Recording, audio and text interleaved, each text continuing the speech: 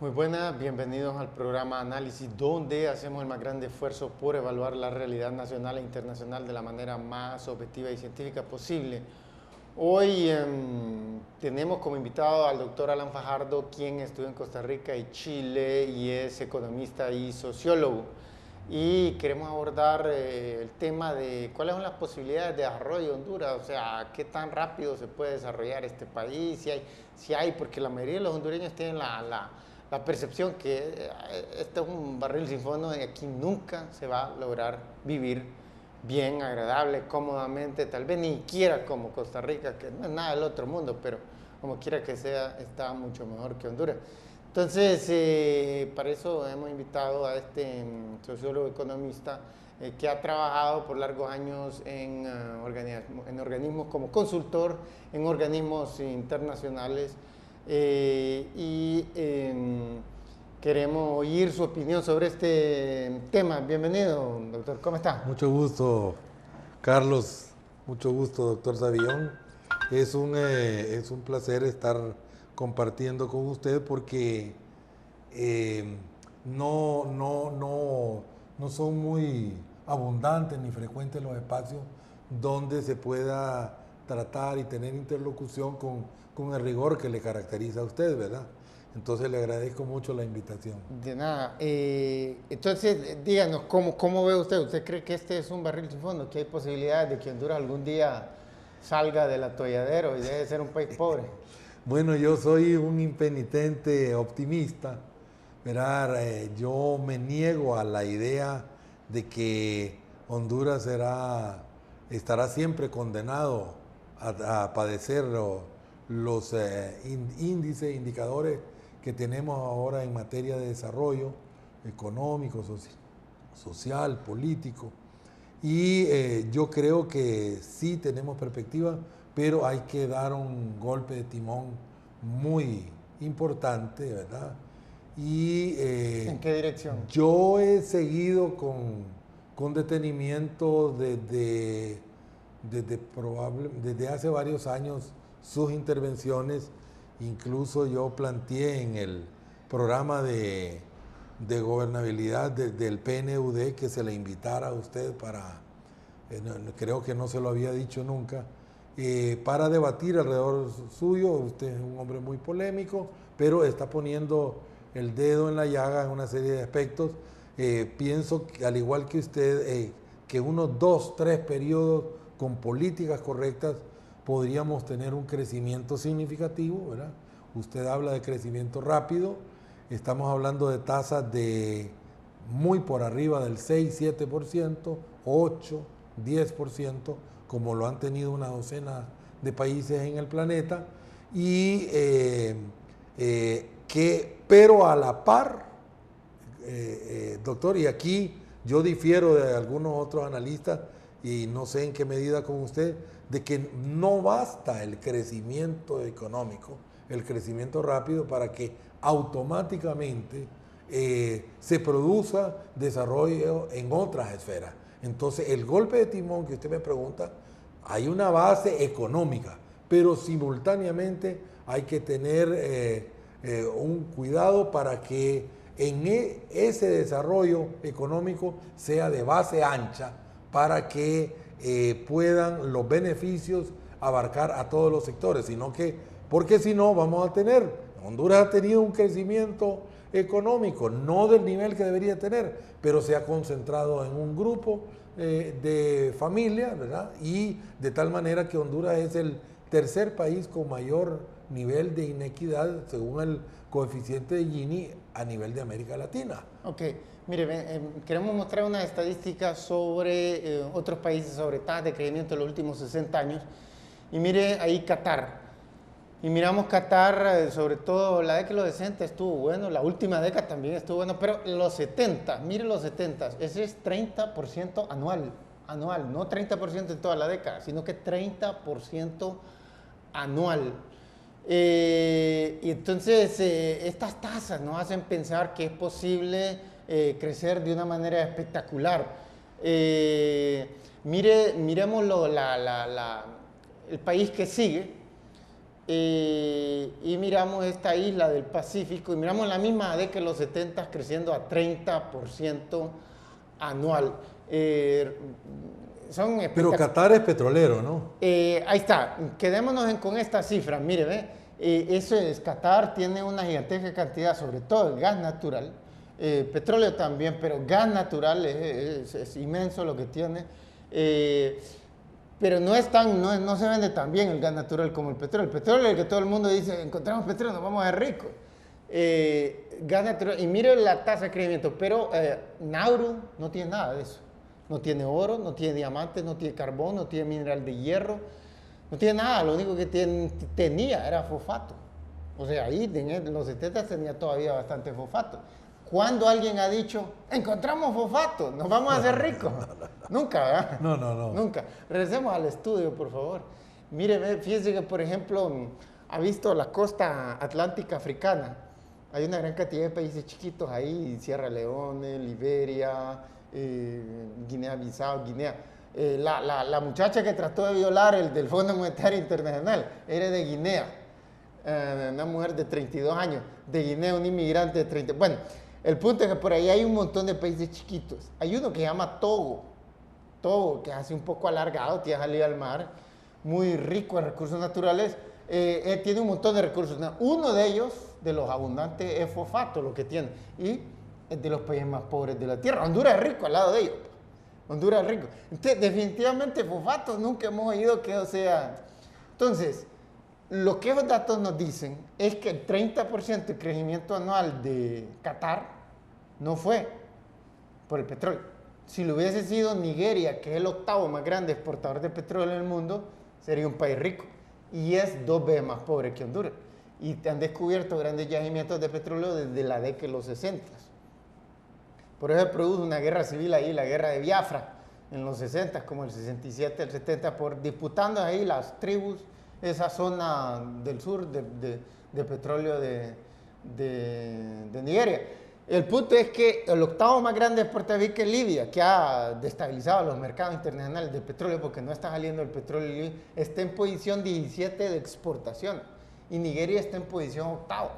Uno esperaría que un poquito más de desarrollo, ¿eh? Y bien extraído porque son multinacionales.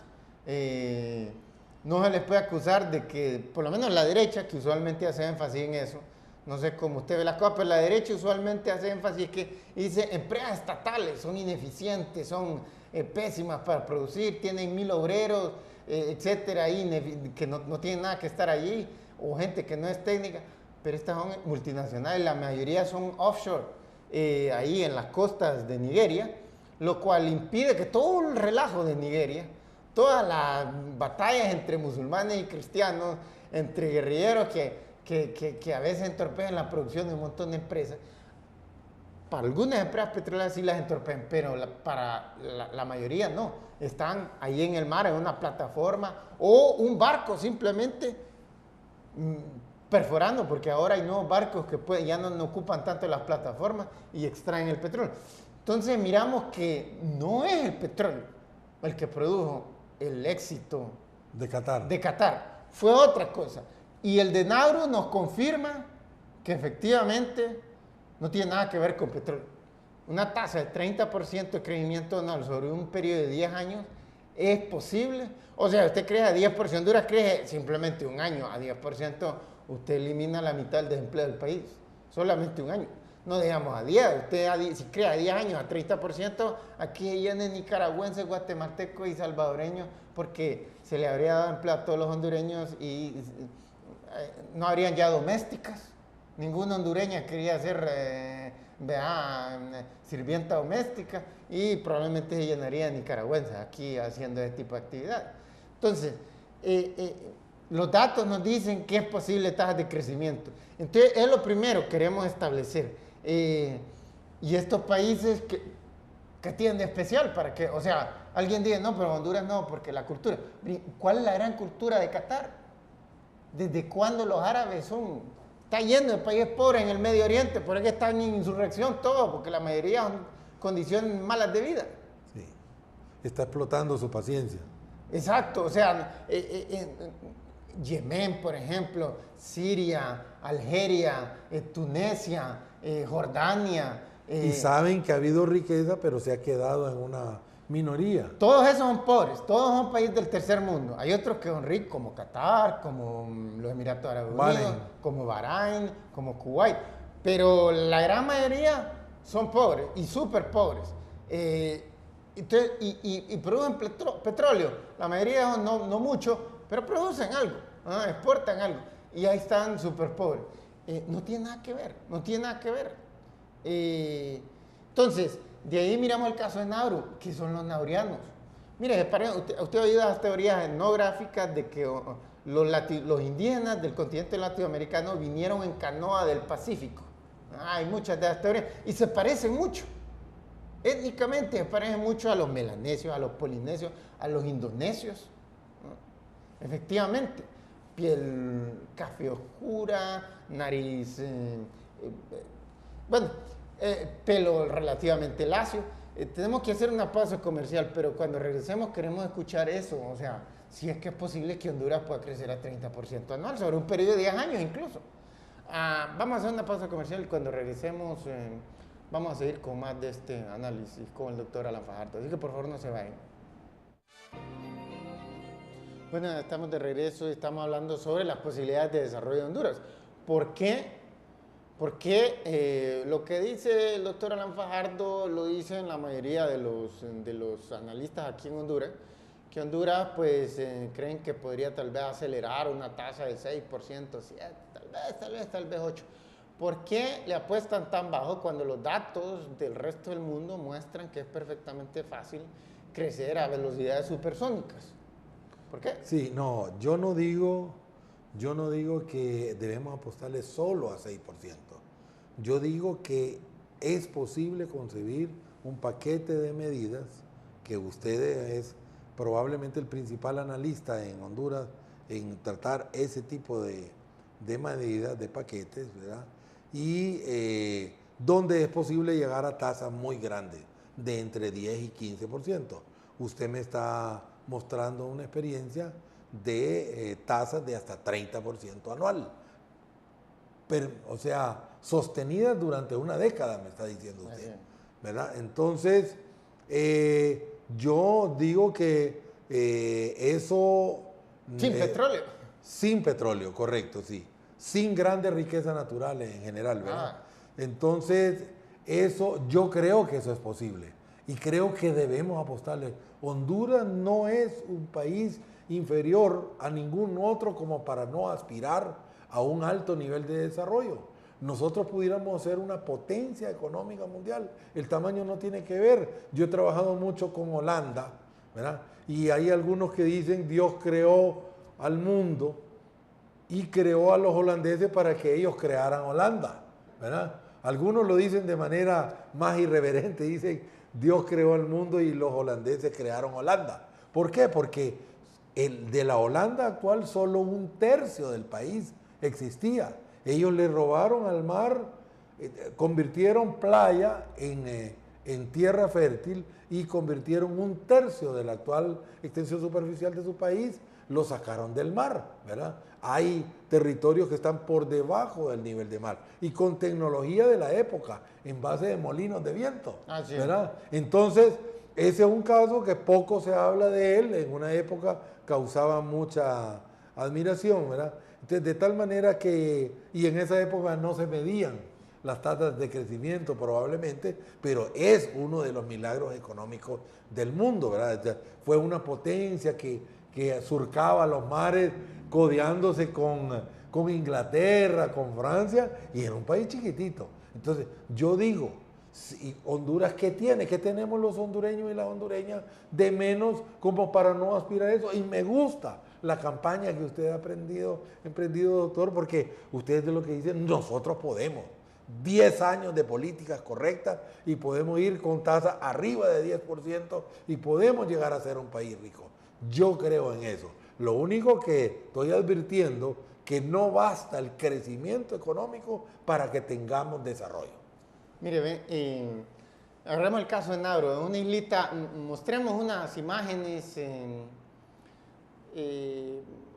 mostremos unas... Bueno, mostremos las estadísticas que seguían para enfatizar este concepto. Mire Libia, en los 60, en 1959 descubrieron petróleo, grandes yacimientos y mire, crecieron espectacularmente, 24% anual. Pero en el 69, Gaddafi dio golpe de Estado y miren lo que cayó. Mire, este es un tipo que realmente tiene un cerebro excesivamente pequeño. Pero excesivamente pequeño. Un tipo que ya mató más de 10.000 libios. Primero salieron a protestar pidiendo democracia pacíficamente, les metió metralleta, entonces dijeron ellos, bueno, vamos también a responder con violencia. Entonces, no los ha matado porque un grupo, como dice él, de terroristas de Al-Qaeda, es falso. Ahí no había ningún terrorista de Al-Qaeda, él reprimía a todo el mundo, ahí nadie puede decir ni pío contra él, está muerto al día siguiente. Pero mire, llega este bruto, 2%, pues, y que se acuerden en los 70 que el precio del petróleo se disparó. Sí. Mire la diferencia entre poner un idiota a la cabeza del Estado y antes que había un rey que no era una persona preparada, pero los ingleses, los británicos, que eran el amo colonial, hasta 1951, le dijeron, le recomendamos poner gente competente, capaz, a la cabeza del Estado.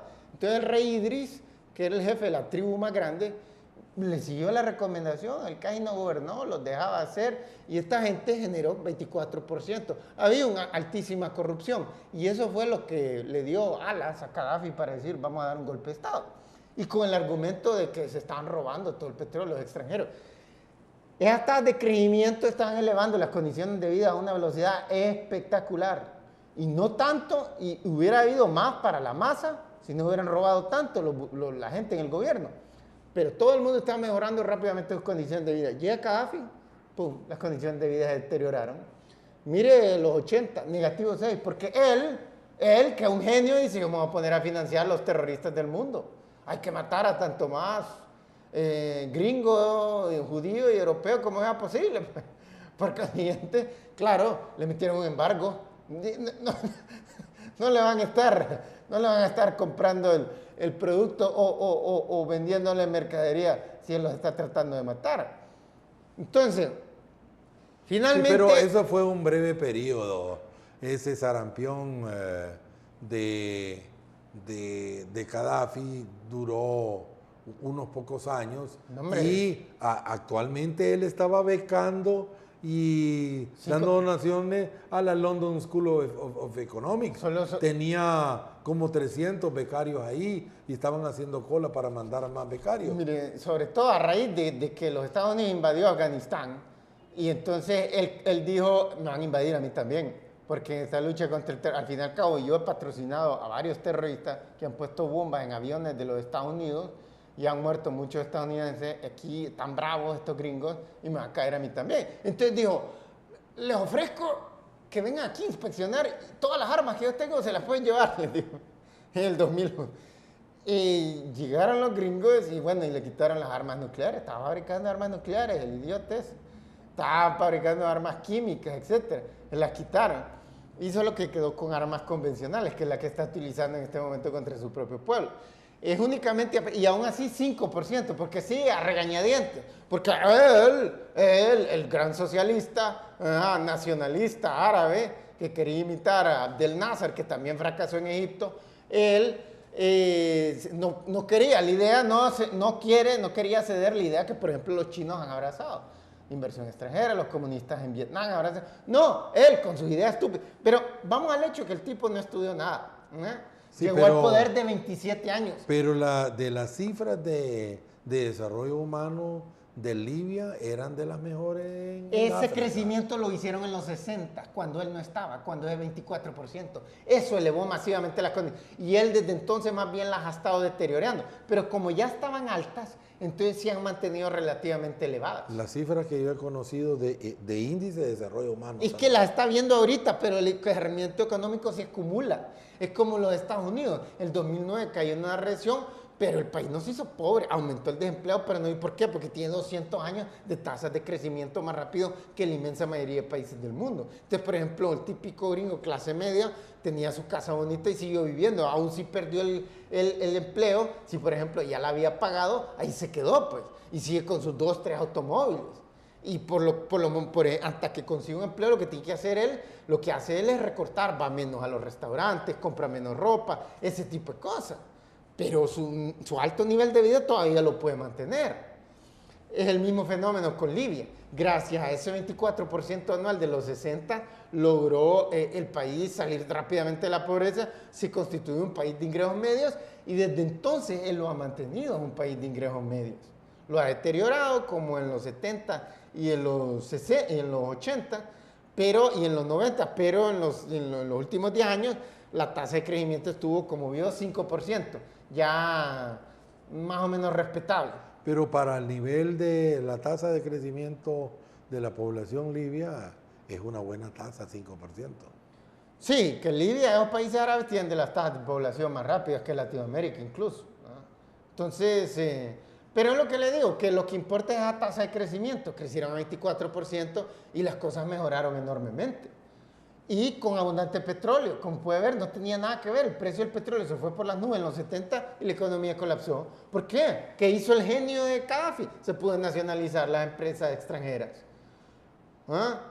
En vez de hacer el trato que estaban haciendo, por ejemplo, Qatar, Kuwait con las multinacionales, mitad y mitad, por cada barril, 50 para usted y 50 para nosotros. Lo que está haciendo es nacionalizar el recurso petrolero, pero ha establecido joint venture con... Ahorita, después de los últimos 10 años, después de 30 años de fracaso, esa política de nacionalización de los recursos naturales de Libia para los libios. Todo lo que importa es la tasa de crecimiento. Singapur, mostramos... No, yo ahí en eso difiero, doctor, que todo lo que importa es solo la tasa de crecimiento. Yo creo que la tasa de crecimiento es muy importante, pero también es importante con quiénes hacemos el crecimiento, para qué hacemos el crecimiento y si estamos cuidando que haya un desarrollo que favorezca a toda la población. El año pasado, nada más un año específico, 15%, ¿eh? Singapur es hoy día, tiene muchísimo, la gente es mucho más rica que en los Estados Unidos, los salarios son mucho más altos, por encima de eso hay cero desempleo, por encima de eso tienen los mejores indicadores de vida, la media de vida más alta, la mortalidad infantil más baja del mundo, la criminalidad más baja, la corrupción más baja del mundo. Regresemos al estudio. Tenemos que hacer una pausa comercial y cuando regresemos vamos a continuar con este análisis que deja un poco atónitos los datos cuando se ven. Pero es el problema con los políticos latinoamericanos que nunca lo revisan porque están demasiado ocupados emborrachándose, drogándose, correteando mujeres y haciendo un montón de cosas completamente inútiles para el progreso de sus países. Así no se puede resolver los problemas de un país que hacen de derecha, de izquierda, de centro, se la pasan todos de una manera general en eso, unos menos que otros, pero todos se la pasan en eso. Medio estudian una cosa, la mayoría estudian derecho, y uno dice, pero ¿yo qué tiene que ver con rápido crecimiento económico? ¿Qué es lo único que resuelve el problema? Nada. Pero como ellos, su objetivo no es eso, estudian administración de empresas, estudian mil cosas y un montón no estudian nada. ¿Por qué? Porque no es el objetivo para ellos, solventar los problemas. Jesucristo decía, los conocerás por sus actos. ¿Dónde están los actos que reflejan de estos políticos de derecha e izquierda que muestran que realmente les importa a sus países? Vamos a hacer una pausa comercial y cuando regresemos vamos a continuar con más de esto. Así que por favor no se vayan. Bueno, ya estamos de regreso aquí hablando con un especialista en economía y sociología y es probablemente esa formación sociológica la que hace al doctor Alan Fajardo insistir en la importancia de que crecimiento económico en sí mismo no genera progreso. Entonces, estábamos mostrando una estadística nada más del año pasado, pero queremos mostrar ya el acumulado de los últimos 200 años de varios países del mundo, lo que es el Producto Interno Bruto per cápita, medido al poder adquisitivo en el año 2010. Entonces miramos en qué encontramos. Liechtenstein, que está ahí entre Austria y Suiza, un pequeñito país de Europa, tiene 150.000, eso es en promedio lo que todo el año le entró a cada habitante de Liechtenstein, en promedio. En promedio, ¿eh? En Qatar, en Singapur, mire, mucho más bajo, pues 50, pero mire que arriba de Singapur, por encima de los Estados Unidos, Japón, que es un país desarrollado y todo, y nos regala un montón de dinero, va a estar todavía mucho más abajo de los Estados Unidos. No obstante, es un país rico. Honduras, como está abajo de la barrera de $10,000, es un país pobre. en un país del tercer mundo, 4.000. Entonces, mire, usted divide, eso significa que en promedio, ¿cuánto es 150.000 dividido entre 12? Para que hagamos un estimador del salario son mensual. Más de 10.000, ¿verdad? Son como 11.000 casi. 11.000, 12.000, por ahí. Por ahí. Por ahí, mensual. Entonces, la pregunta es, en Liechtenstein, obviamente, un recogedor de basura está ganando como $6.000 al mes. Es lo que menos ganan. Y ningún habitante hace el trabajo, un extranjero quien hace el trabajo. Ellos no se dignan a hacer un trabajo de eso. Ahora, digamos, un médico de Liechtenstein no está ganando $6.000 al mes, sino que está ganando 60.000, 120.000 al mes. Aunque el costo de la vida es muy alto también. No, es que no, porque lo vale, pero eso es proporcional, por eso es medido al poder adquisitivo, porque es la capacidad realmente de compra. Entonces, esta medida pone en igualdad todas esas variaciones que hay de la moneda, por ejemplo, el tipo de cambio. Sí. Ellos utilizan el franco suizo, por ejemplo. Entonces, esos cambios, a veces de un año a otro, tal vez la moneda depreció mucho. Entonces, da la impresión que un país subió o bajó mucho. En realidad, el nivel de vida casi no ha cambiado. Entonces, esa medida le hicieron para medir las cosas y también esos costos de vida. Entonces, en Liechtenstein están comprando en promedio como 3 veces más lo que cada estadounidense. Cada habitante de Liechtenstein, el salario es como 3 veces, puede comprar 3 veces más automóviles, 3 veces más ropa, 3 veces más servicios médicos, 3 veces más servicios de salud, de educación, etc. Bueno, entonces a lo que voy es que usted agarra y hay grandes desigualdades también. O sea, como le digo, un recogedor de basura gana $6.000 al mes y un médico gana 60.000, uno lo mejora, un cardiólogo ahí se echará 100.000 al mes. Entonces, una gran desigualdad también, menos desigual, estamos de acuerdo que Honduras, pero ellos no están tratando de poner a todo el mundo sobre una palabra relativamente igual. Y aún así, ¿usted cree que esa persona que está ganando $6.000 al mes se está quejando? ¡Hombre, qué injusto! Regresemos al estudio. Está diciendo a la persona, ¡qué injusticia! ¿Cómo va a ser que aquel fulano está ganando 10 veces más que yo? Solo estoy ganando $6.000 al mes. La protesta viene cuando hay una minoría que tiene muchísimo y una gran mayoría que no tiene nada. Ahí está. Pero ahí es el problema. ¿Cómo se elevan esos niveles de todo el mundo? Si todo el mundo tiene bastante y hay una minoría que tiene mucho más que los otros que también tienen bastante, no es tanto el problema. ¿Cómo cree que llegó Liechtenstein a ese nivel? ¿Cómo cree? Porque en los últimos 200 años tuvieron la tasa de crecimiento económico más rápida del mundo. Correcto. ¿Me entiendes? Sí, o sea, pero también no fue porque en eso pusieron a redistribuir. No fue porque siguieron políticas sociales de estar dando bonos a diestra y siniestra. Yo no digo que políticas sociales dar bonos. Yo más bien estoy en contra. En ciertos momentos y muy temporalmente pueden ser válidos los bonos y todos los países los han hecho. Después de la Segunda Guerra Mundial lo hicieron en Europa. En ningún lado muestra. Mire, fue el momento en que menos invirtieron. Pero no es con eso que vamos a eliminar la pobreza. O sea, digamos, usted agarra Europa. Usted agarra las estadísticas de Alemania, por ejemplo, el país la economía más grande de Europa. En la década de los 50 creció a 8% anual. En los últimos 10 años no creció ni a 1% anual. Agarre gasto social, educación, salud pública, que son los que más se van, pero también beneficios de empleo y todo eso, beneficios de maternidad, todo eso. Usted lo agarra como proporción del Producto Interno Bruto en la década de los 50 y era prácticamente nada, algo así como 5% del Producto Interno Bruto. Hoy día es una cosa como 30% del Producto Interno Bruto. ¿Entiendes? Hoy día el desempleo cada vez va más arriba, los salarios estancados, la desigualdad social va en aumento. ¿Dónde dice eso? Alemania. Alemania, sí. Mire, por ejemplo, la salud pública, lo más importante, si usted está muerto, se acabó todo. De nada sirve tener millones. Las tasas de crecimiento. De nada sirve. Bueno, entonces lo fundamental, la salud pública. Bueno, en Alemania, ¿qué está pasando? El gobierno está recortando. Desde hace como 2 décadas está cada vez recortando más y más y cada vez los hospitales públicos tienen menos médicos y menos enfermeras, los cuales están sobrecargados, hacen más errores, dejan más pinzas adentro, cosas así, diagnostican, no están ni durmiendo, cosas así. ¿Por qué? Porque no hay presupuesto. ¿Por qué? Porque la tasa de crecimiento es demasiado lenta. Si es demasiado lento, menos empresas. No, en eso yo quiero dejar claro, lo he dejado claro desde el principio, doctor Savión. Para mí hubo, o creía que había habido, un debate en Centroamérica y en el mundo entre crecimientista y distributista. Yo nunca me ubiqué en ninguno de los dos extremos.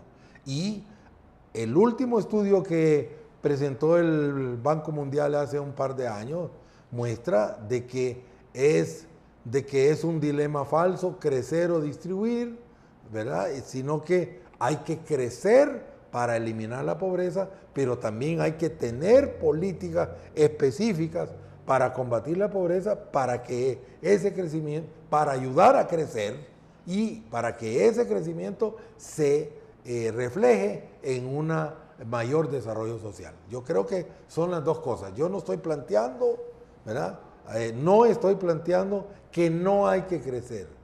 Yo lo que estoy planteando es de que no basta con crecer, ¿verdad? No basta con crecer y creo que la base en cierta forma es el crecimiento. Si no tenemos riqueza, si no aumentamos la riqueza de nuestra nación, ¿qué vamos a distribuir? Ahí está. Mire, estaba leyendo ahorita, antes de venir aquí, un artículo en la revista The Economist, que es la mejor revista semanal, me sale cada semana, de economía del mundo. Fue fundada hace más de 150 años en Londres. La revista de pago la regalan por internet, o sea, le regalan 5 artículos de gratis y quiere más, la tiene que comprar. Yo soy pobre, así que nada más la agarro de gratis. Entonces, al quinto artículo era sobre Brasil. Eran sobre los estados del norte en Brasil, que históricamente han sido los menos desarrollados, más desarrollados del sur, Río de Janeiro, de Sao Paulo. Entonces, en el norte, ¿y qué está diciendo? Que esos estados del norte en estos últimos años han tenido un crecimiento más rápido ahí que los del sur. No ha sido espectacular, ¿verdad? Pero, es decir, fue como de 5% anual y la tasa en promedio del país, digamos los 8 años de Lula, fue de 4% anual. Entonces crecieron un poquito más rápido que otras partes. Entonces, ¿qué está diciendo? Que las condiciones de vida están mejorando enormemente y que la distribución del ingreso ha mejorado también. Y un estudio de uno de estos institutos brasileños que se le considera el más objetivo, porque no agarra tendencia ni a la derecha ni a la izquierda y se ciña a los datos, decía que 3/4 de la mejoría de la reducción de la pobreza era producto del crecimiento económico y el resto, el otro cuarto, era producto de programas sociales como esa Bolsa Familia, que es el programa más famoso que creó Lula. Que darle como... Fame cero. Sí, que es como 350, no sé, $750, no sé cuánto al mes, a la madre soltera, sí, con el compromiso de que ellas lleguen a los hijos, los matriculen en la escuela y los lleguen a vacunar al... Pero yo le temo mucho a lo que algunos economistas plantean que es política social, ¿verdad? Porque yo no estoy entendiendo, usted recurrentemente ha planteando que políticas sociales para combatir la pobreza es agarrar un bolsón de dinero que se le dona a familias pobres. Y yo, más bien, la gran mayoría de los especialistas en desarrollo no están de acuerdo con ese tipo de medidas. Yo pienso que coyunturalmente, temporalmente pueden tener validez, pero eso no es lo que va a resolver el problema para eliminar la pobreza, sino que una combinación entre crecimiento, pero hay que ver quiénes crecen y cómo crecen. Por eso yo, al inicio de este programa, yo planteé que tiene que ser un crecimiento de base ancha. O sea, tiene que ser un crecimiento en que tenemos que buscar que participe en ese crecimiento toda la población posible, con políticas de empleo, con políticas de apoyo a todos los segmentos de población, para que la economía social también participe y no solo grandes empresas y corporaciones extranjeras, que también todo el mundo que está buscando el crecimiento rápido y el desarrollo económico y social de un país busca la manera de atraer la inversión de todos los sectores, pero sin olvidar la participación del sector de economía social nacional. Tenemos que hacer una pausa comercial y cuando regresemos vamos a continuar con más de este tema, porque el tema uno podría estar ahí horas de horas. Es sumamente extenso, los datos son abundantes, hemos tratado de resumir las cosas lo más sucinta posible y por eso los incitamos a seguirnos en nuestra página de Facebook, donde pueden encontrar más detalles, este video, otros estadísticas, cuadros, etcétera, donde pueden encontrar más detalles sobre este tema. Así que por favor no se vayan, que ya regresamos después de una breve pausa comercial. Bueno, estamos de regreso y estamos hablando precisamente sobre este tema. Y me decía de esta cámara el doctor Alan Fajardo que el Banco Mundial ha reconocido lo que llamaba el consenso de Washington, que es esa mezcla de liberalismo con keynesianismo y esa mezcla que es lo que hace el Fondo Monetario en conjunto con el Fondo Monetario Internacional, el Banco Mundial con el Fondo Monetario Internacional. Uno hace énfasis en infraestructura, pero a condición que sigan las disposiciones del Fondo Monetario que hace énfasis en balancear el presupuesto nacional, reducir la inflación, ese tipo de cosas. El punto es que él y mucha gente me confunde cuando yo ataco a las posturas de izquierda, creen que yo estoy con el otro lado. Es decir, los libros que yo he publicado se concentran única y exclusivamente a atacar la derecha, lo que se llama el consenso de Washington, lo que es las políticas neoliberales de liberalización, privatización, balanceo de presupuesto, lucha contra la inflación. No que yo esté en favor de la inflación alta. Eso es que no hay correlación entre esas políticas y rápido crecimiento económico. Por ejemplo, esas políticas del Fondo Monetario Internacional, solo para darle un ejemplo, en la década de los 50, los 60 y los 70, Latinoamérica, de una manera general, no seguía la disposición del Fondo Monetario Internacional y tuvo una tasa de crecimiento económico promedio anual de 5% anual. En la década de los 80, los 90 y la primera década del siglo XXI, sí siguieron de una manera general la disposición del Fondo Monetario Internacional y la tasa de crecimiento de Latinoamérica fue en promedio de 3% anual. Los datos hablan toneladas, que hemos visto un aumento de la pobreza, un aumento de la desigualdad social, una pobreza relativa, porque continúa a haber un crecimiento de 3%. Para que la pobreza en términos absolutos aumente, tiene que ser mucho más bajo, sobre todo que la tasa de crecimiento poblacional. Y la tasa de crecimiento poblacional en América Latina en estos últimos 30 años ha sido más lenta, como de 2% más o menos. Hay países como México, Argentina, Uruguay, que ya la tienen casi a niveles, sobre todo como a 1% anual.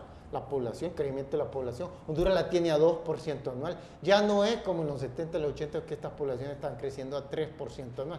Hay una diferencia. Pero eso era la misma crítica que le hicieron al argumento que se llamaba la de la política de Reagan, que se llamaban Supply Side Economics.